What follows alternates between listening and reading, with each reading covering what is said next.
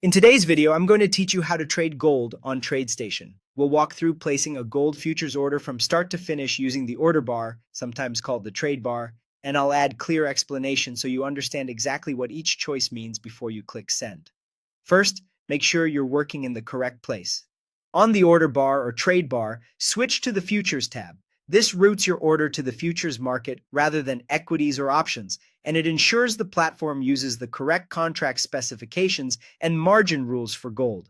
Next, enter the futures symbol for the gold contract. Many platforms use GC as the route for standard COMEX gold futures. If you prefer a smaller contract, look up the micro gold futures symbol in your broker's symbol list. As you type, confirm the contract month and year displayed, match the contract you want to trade. The month you choose determines which specific futures contract you're buying or selling, and each one has its own expiration. Double-checking here helps you avoid unintended positions in the wrong month.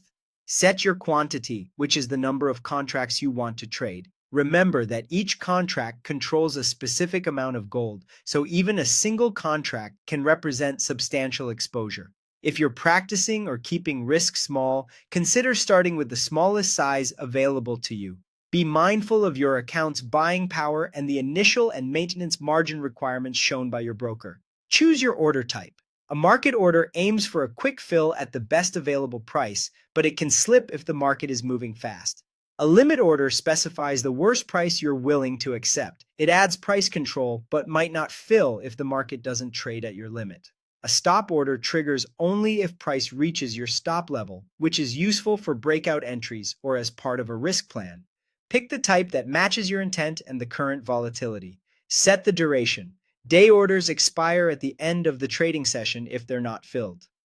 GTC, or good till canceled, keeps your order working beyond today until you cancel it or it fills. If you don't want overnight or weekend exposure to unfilled orders, day is typically safer. When everything looks correct, click buy to go long if you expect prices to rise, or click sell to go short if you expect prices to fall. Review the confirmation details one last time, then send the order. That's it. You've placed a gold futures trade on Tradestation.